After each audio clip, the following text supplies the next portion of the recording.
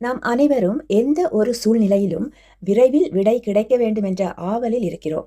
ஆனால் தேவனுடைய வார்த்தை என்ன சொல்கிறது?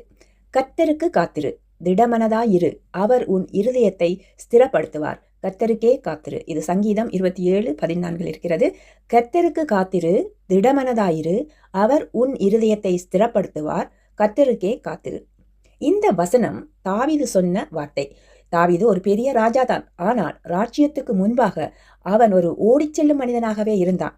சவுல் அவனை கொல்ல முயன்று கொண்டிருந்தான். ஆனால் தாவீது பதிலடி கொடுக்கவில்லை, காத்திருந்தான். நம்முடைய வாழ்க்கையில் நிறைய வேண்டுதல்களை வைத்துவிட்டு நாங்கள் இன்னும் விடை கிடைக்கவில்லையே என்று காத்திருக்கிறோம். நமது உடல் நோயினால் நாங்கள் துன்பப்பட்டு கொண்டிருந்து எப்போது இந்த நோய் தீரும் என்று காத்து கொண்டிருக்கிறோம். நம்முடைய பிள்ளைகள் திருந்த மாட்டார்களா அப்படி என்று யோசித்துக் கொண்டிருக்கிறோம். அல்லது நம்முடைய குடும்பத்தில் ஒரு பிரச்சனை, அது தீரவே தீராதா